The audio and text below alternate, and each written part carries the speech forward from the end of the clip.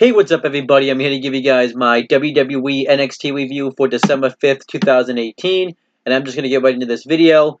NXT was yet again back at Full Sail University since, that was where it was taped, and we had Percy Watson, Mauro Ranallo, and Nigel McGuinness back together again on commentary since, it was kind of caught up with the real-life timeline of NXT and stuff.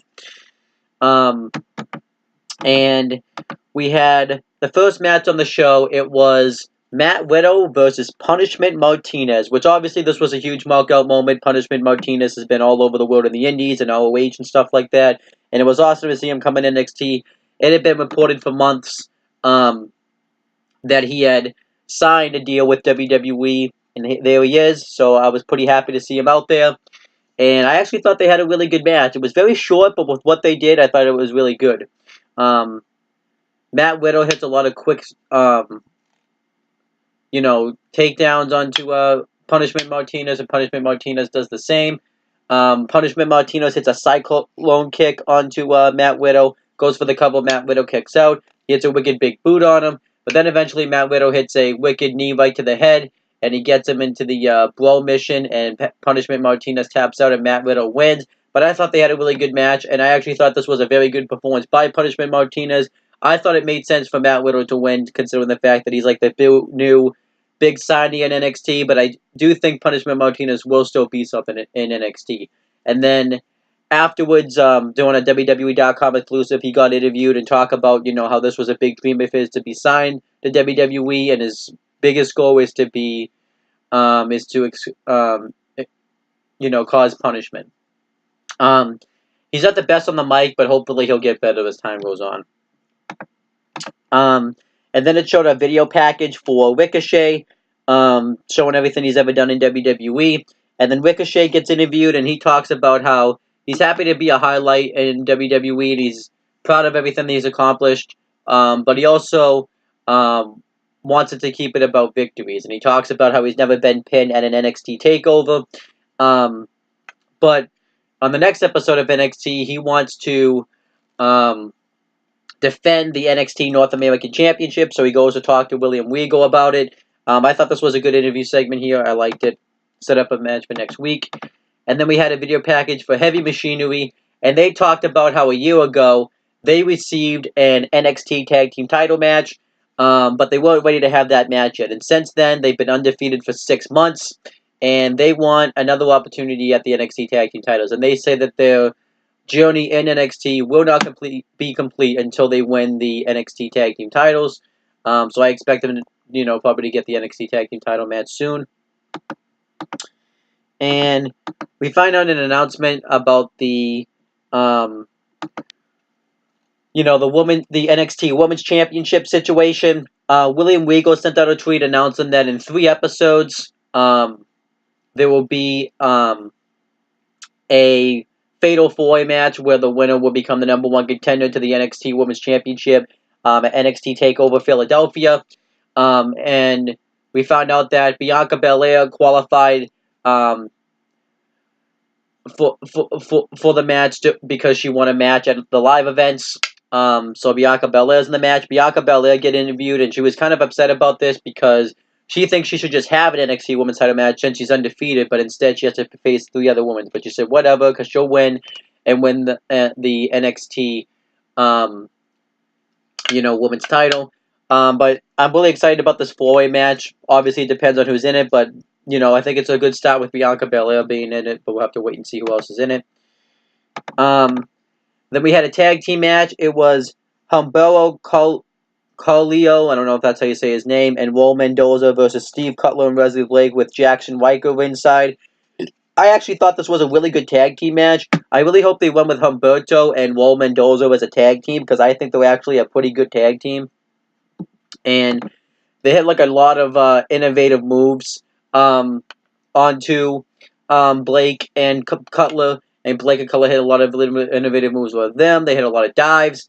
And I just thought they had a really fun tag team match. But eventually the finish comes when they hit like a face... they hit a double stomp into a face buster. No, a double stomp into a Scorpion Death Drop combination for the win. onto, I believe it was Humberto.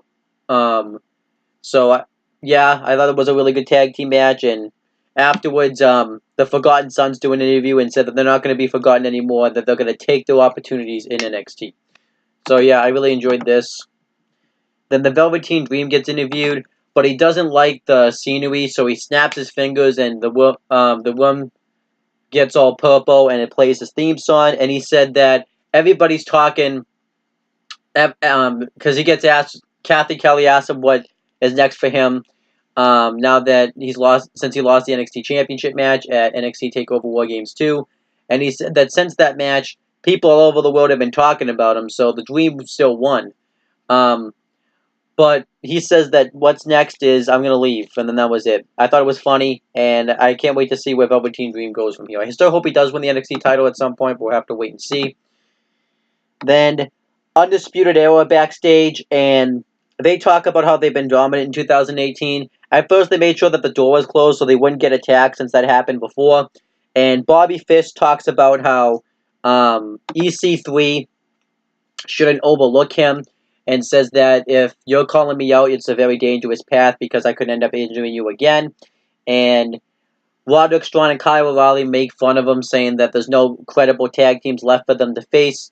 And they even talk about how they injured the War Raiders at NXT TakeOver War Games 2. Well, not both of them, but Hanson ended up getting injured. Actually, I think they were both injured, but I think it was just Hanson. And, they kind of make fun of Heavy Machinery since they have the NXT Tag Team title match against them. Well, they wanted against them. And they talk about how this is their era in NXT. And we did find out from this that on the next episode of NXT, it's going to be EC3 versus Bobby Fish, which I'm really looking forward to that. And I thought this was a really good backstage segment.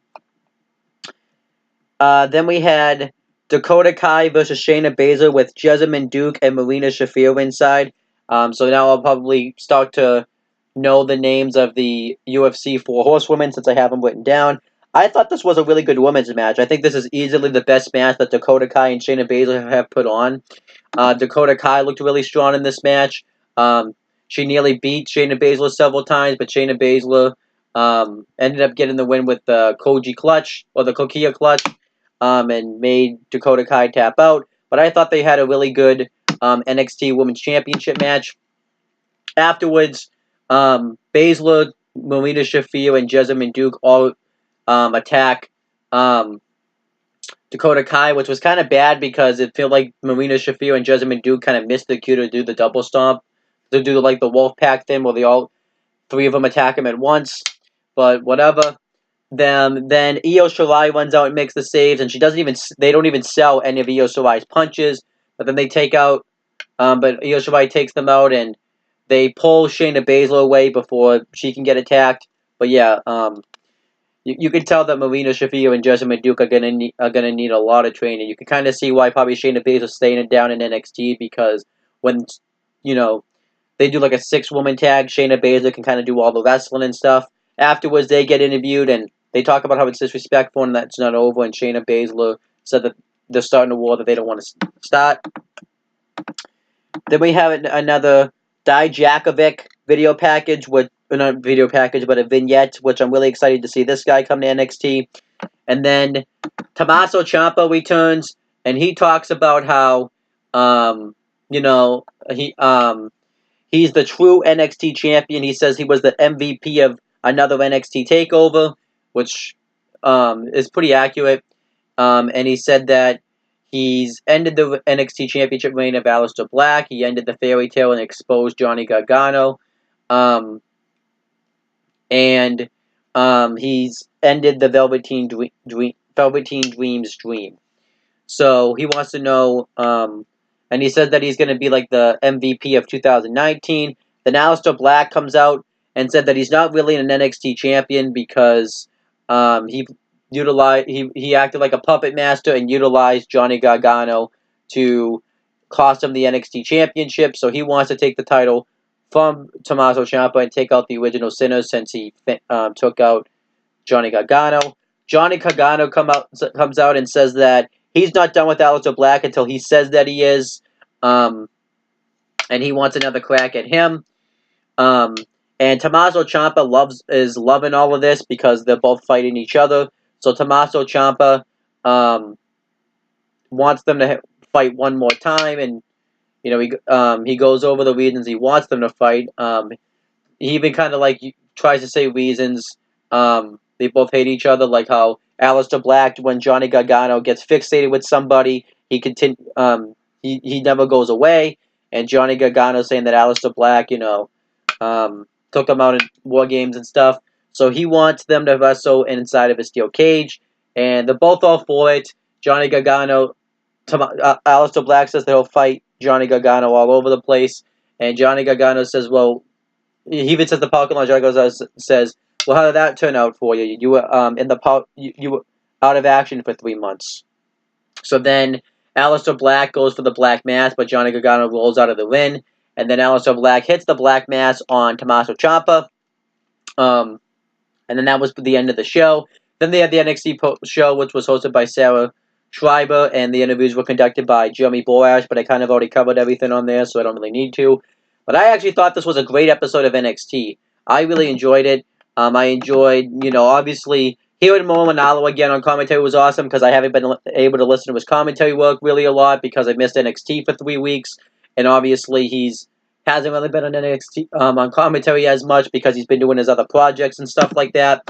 So that definitely helped. But I enjoyed this show. I enjoyed the tag team match. I enjoyed Punishment Martinez debut, and I forgot to mention that Cassius Ohno actually came out and attacked Matt Widow afterwards and knocked him out. And he said that he did it because he wants to knock out the new toy and stuff.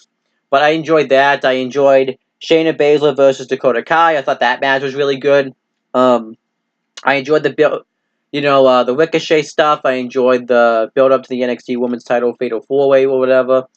I enjoyed the NXT Tag Team Championship match build up, and I enjoyed the main event segment with Tommaso Ciampa, Johnny Gargano, and Aleister Black. So I really enjoyed this episode. I thought it was a great episode. I'm going to give it a B+. It was a great episode of NXT, and from what I got out of this, we are going to get a steel cage match at some point between Aleister Black and Johnny Gargano, and I'm guessing we're either going to get a one-on-one match between Tommaso Ciampa and Aleister Black at NXT TakeOver Philadelphia for the title, or they're going to do the triple threat match with Johnny Gargano involved since they didn't get to do that match at NXT TakeOver Brooklyn 4 since Aleister Black got hurt. So I actually hope they do that triple threat match. I think that'd be awesome.